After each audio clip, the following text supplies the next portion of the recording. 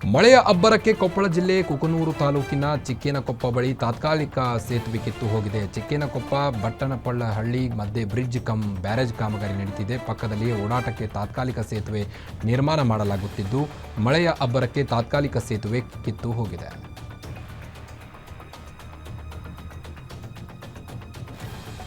ಬೆಂಗಳೂರಿನ T Dasarahalli flyover ಮೇಲೆ ಅಕ್ರಮವಾಗಿ ಸಾಗಿಸುತ್ತಿದ್ದ ಗೋಕರುಗಳ ಮಾಂಸದ ಬುಲೆರೋ ವಾಹನವನ್ನು ಸಾಮಾಜಿಕ ಕಾರ್ಯಕರ್ತ ಪುನೀತ್ ಕೆರೆಹಳ್ಳಿಯವರ ತಂಡ ಹಿಡಿದಿದೆ. ಬುಲೆರೋ ವಾಹನವನ್ನು ಬಾಗಲಕೋಟೆ ಪೊಲೀಸರು ವಶಕ್ಕೆ ಪಡೆದುಕೊಂಡಿದ್ದು, ಮಾಗಡಿ ತಾಲೂಕಿನ ಕುದೂರು ಬಳಿಯ ಎಸ್ಎ ಲಾಯ್ ಕಸಾನಿ ಖಾನೆಯಲ್ಲಿ ಬೆಂಗಳೂರಿನ ಶಿವಾಜಿನಗರದತ್ತ ಸಾಗಿಸಲಾಗುತ್ತಿತ್ತು. ಸುಮಾರು 40 ಕರುಗಳ ಮಾಂಸವನ್ನು ಸಾಗಿಸುತ್ತಿದ್ದ ವಾಹನವನ್ನು ಸಿನಿಮೆಯ ರೀತಿಯಲ್ಲಿ ಚೇಸ್ ಮಾಡಿ ಪುನೀತ್ ಕೆರೆಹಳ್ಳಿಯವರ 5 ಜನರ ತಂಡ ಹಿಡಿದಿದೆ.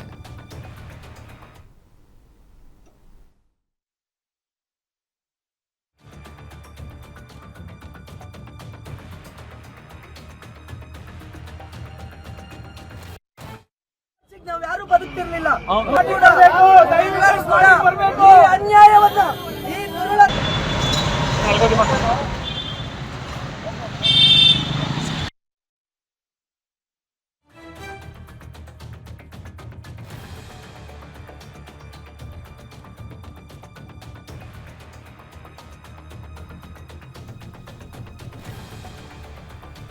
ಅಪರಿಚಿತ ವಾಹನ ಡಿಕ್ಕಿಯಾಗಿ ವೃದ್ಧ ಸಾವನ್ನಪ್ಪಿರುವ ಘಟನೆ ಕೋಲಾರದಲ್ಲಿ ನಡೆದಿದೆ. ಶ್ರೀನಿವಾಸಪುರ ಪಟ್ಟಣದ ಬೈರಪ್ಪಲ್ಲಿ ಬಳಿ ಒಂದು ಘಟನೆ ನಡೆದಿರುವಂಥದ್ದು. 65 ವರ್ಷದ ಲೋಚೆರುಪಲ್ಲಿ ಗ್ರಾಮದ ವೆಂಕಟೇಶಪ್ಪ ಮೃತ ವೃದ್ಧ ರಸ್ತೆ ಬದಿ ನಡೆದುಕೊಂಡು ಹೋಗುವ ವೇಳೆ ಅಪರಿಚಿತ ವಾಹನ ಡಿಕ್ಕಿಯಾಗಿದೆ. ಅಪಘಾತದಲ್ಲಿ ತಲೆಗೆ ಬಲವಾದ ಪೆಟ್ಟು ಬಿದ್ದು ವೃದ್ಧ ಸ್ಥಳದಲ್ಲಿಯೇ ಮೃತಪಟ್ಟಿದ್ದಾರೆ.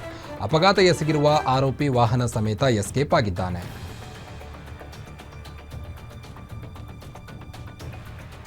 ಈ ಸ್ವತ್ತು ಹಕ್ಕುಪತ್ರ ಮತ್ತು ವಿವಿಧ ಸೌಲಭ್ಯಗಳ ವಿತರಣಾ ಕಾರ್ಯಕ್ರಮವನ್ನು ದೇವನಹಳ್ಳಿಯಲ್ಲಿ ನಡೆಸಲಾಯಿತು. ಹೊಸಕೇಟೆಯ ಚನ್ನಬೈರೇಗೌಡ ಕ್ರೀಡಾಂಗಣದಲ್ಲಿ ನಡೆದ ಕಾರ್ಯಕ್ರಮದಲ್ಲಿ DCM DK Shivakumar, Priyank Kharge, KH Muniyappa ಸೇರಿ ಹಲವು ಸಚಿವರು ಭಾಗಿಯಾಗಿದ್ದರು.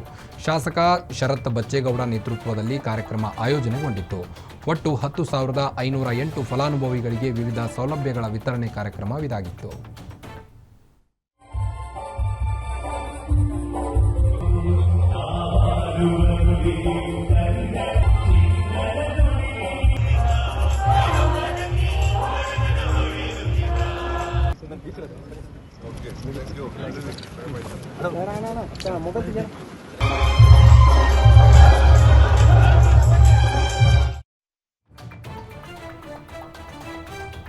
ಮೈಸೂರಿನ ಕಬಿನಿ ಜಲಾಶಯ ತುಂಬಿದ ಹಿನ್ನೆಲೆ ಸಿಎಂ ಸಿದ್ದರಾಮಯ್ಯ ಹಾಗೂ ಡಿಸಿಎಂ ಡಿಕೆ ಶಿವಕುಮಾರ್ ಬಾಗಿನ ಅರ್ಪಿಸಿದರು. ಎಚ್ಡಿ ಕೋಟೆ ತಾಲೂಕಿನ ಬೀಚನಹಳ್ಳಿಯಲ್ಲಿರೋ ಡ್ಯಾಂಗೆ ಬಾಗಿನವನ್ನು ಸಮರ್ಪಿಸಿದರು.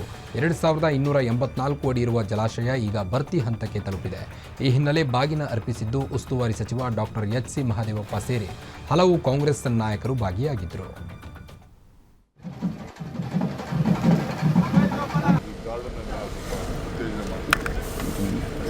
ಬಂದರೆ ಅವಕಾಶ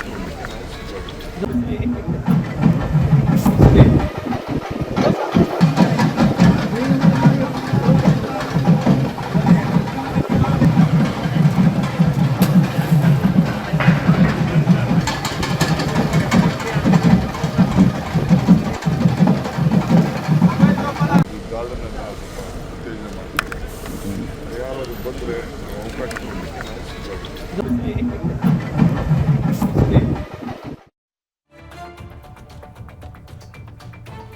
ಯಾದಗಿರಿಯಲ್ಲಿ ಮಳೆಯ ಅಬ್ಬರಕ್ಕೆ ಅನ್ನದಾತರು ಕಂಗಾಲಾಗಿದ್ದಾರೆ. ಕಳೆದ 5 ದಿನಗಳಿಂದ ಸುರಿದ ಮಳೆಗೆ ಬೆಳೆ ಹಾನಿಯಾಗಿದ್ದು ಅಪಾರ ನಷ್ಟ ಉಂಟಾಗಿದೆ. ಯಾದಗಿರಿ ತಾಲೂಕಿನ ಗುರುಸಣಗಿ, ನಾಯ್ಕಲ್ ಸೇರಿ ಹಲವಾರು ಗ್ರಾಮಗಳಲ್ಲಿ ಜಮೀನುಗಳು ಜಲಾವೃತಗೊಂಡಿವೆ. ಇದರಿಂದ ಹತ್ತಿ, ತೊಗರಿ, ಭತ್ತ, ಉದ್ದು, ಹೆಸರು ಸೇರಿ ಬೆಳೆಯೆಲ್ಲ ನೀರು ಪಾಲಾಗಿದೆ. ಸಾವಿರಾರು ರೂಪಾಯಿ ಖರ್ಚು ಮಾಡಿ ಬೆಳೆದಿದ್ದ ಬೆಳೆಯೆಲ್ಲ ಹಾನಿಯಾಗಿ ಸರ್ಕಾರ ಸೂಕ್ತ ಪರಿಹಾರ ನೀಡುವಂತೆ ರೈತರು ಆಗ್ರಹಿಸಿದ್ದಾರೆ. ಕಾಪಿನಾಡು ಚಿಕ್ಕಮಗಳೂರಲ್ಲಿ ಮಳೆ ಅವಾಂತರ ಮುಂದುವರೆದಿದ್ದು ಕೂದಳೆ ಅಂತರದಲ್ಲಿ ಭಾರಿ ಅನಾಹುತವೊಂದು ತಪ್ಪಿದೆ. ಕಾರಿನ ಮೇಲೆ ಮನೆಯ ಗೋಡೆ ಬಿದ್ದು ಕಾರು ಜಖಂಗೊಂಡಿದೆ. ಮನೆಯಲ್ಲಿ ಯಾರೂ ಇಲ್ಲದೆ ಕಾರಣ ಈ ಒಂದು ಪ್ರಾಣಾಪಾಯ ಸಂಭವಿಸಿಲ್ಲ. ಎಲೆಕ್ಟ್ರಿಕಲ್ ಶಾಪ್ನ ಉಪಕರಣಗಳು ಸಂಪೂರ್ಣ ಹಾನಿಯಾಗಿದೆ. ಮೂಡಿಗೆರೆ ಪಟ್ಟಣದ ಹೊರವಲಯದ ಗಂಗನಮಕ್ಕಿಯಲ್ಲಿ ಈ ಒಂದು ಘಟನೆ ಸಂಭವಿಸಿದೆ. ಕಲಬುರಗಿಯ ಯಡ್ರಾಮಿ ಪಟ್ಟಣದ ಕಸ್ತೂರ್ಬಾ ಗಾಂಧಿ ಬಾಲಕಿಯರ ವಸತಿ ಶಾಲೆಯ ಮುಖ್ಯ ಶಿಕ್ಷಕಿಯ ಕರಾಳ ಮುಖ ಬಯಲಾಗಿದೆ. ಶಾಲೆಯಲ್ಲಿ ಸ್ವೀಪರ್ ಆಗಿ ಕಾರ್ಯನಿರ್ವಹಿಸುವ ದಲಿತ ಮಹಿಳಾ ಸಿಬ್ಬಂದಿಯಿಂದ ಮಸಾಜ್ ಮಾಡಿಸಿಕೊಂಡಿರುವುದು ಬೆಳಕಿಗೆ ಬಂದಿದೆ. ವಿಜಯಶ್ರೀ ಪಾಟೀಲ್ ಹೊರಗುತ್ತಿಗೆ ಸಿಬ್ಬಂದಿಯಿಂದ ಮಸಾಜ್ ಮಾಡಿಸಿಕೊಂಡ ಮುಖ್ಯ ಶಿಕ್ಷಕಿ ಹೊರಗುತ್ತಿಗೆ ನೌಕರರ ಬಡತನವನ್ನೇ ಈಕೆ ಬಂಡವಾಳ ಮಾಡಿಕೊಂಡ ಆರೋಪ ಕೂಡ ಕೇಳಿಬರ್ತಾ ಇದೆ. ಮುಖ್ಯ ಶಿಕ್ಷಕಿಯ ವರ್ತನೆಗೆ ಸಾರ್ವಜನಿಕ ವಲಯದಲ್ಲಿ ತೀವ್ರ ಆಕ್ರೋಶ ವ್ಯಕ್ತವಾಗ್ತಿದೆ.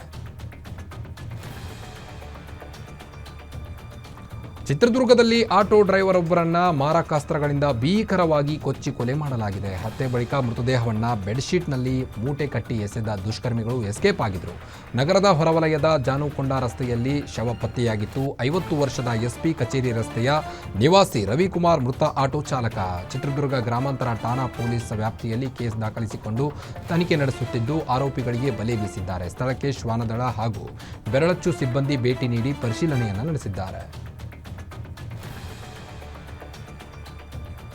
ವೈದ್ಯಕೀಯ ತಪಾಸಣೆಯ ವೇಳೆ ಪೊಲೀಸ್ ವಶದಲ್ಲಿದ್ದ ಆರೋಪಿ ಎಸ್ಕೇಪ್ ಆಗಿರುವ ಘಟನೆ ಯಾದಗಿರಿಯಲ್ಲಿ ನಡೆದಿದೆ. ಸುರಪುರ ನಗರದ ತಾಲೂಕು ಆಸ್ಪತ್ರೆ ಆವರಣದಲ್ಲಿ ಮೆಡಿಕಲ್ ಟೆಸ್ಟ್ ಮುಗಿದ ಬಳಿಕ ಪೊಲೀಸ್ ವಾಹನ ಹತ್ತುವಾಗ ಪೊಲೀಸರನ್ನ ತಳ್ಳಿ ಪರಾರಿಯಾಗಿದ್ದಾನೆ. 21 ವರ್ಷದ ದೇವಪ್ಪ ಪೊಲೀಸ್ ವಶದಿಂದ ತಪ್ಪಿಸಿಕೊಂಡ ಆರೋಪಿ. ಹುಣಸಗಿ ತಾಲೂಕಿನ ಕೊಡೇಕಲ್ ಪೊಲೀಸ್ ಠಾಣೆಯ ಪೊಲೀಸರು ಈತನನ್ನ ಪೋಕ್ಸೋ ಕೇಸ್ನಲ್ಲಿ ಬಂಧಿಸಿದರು.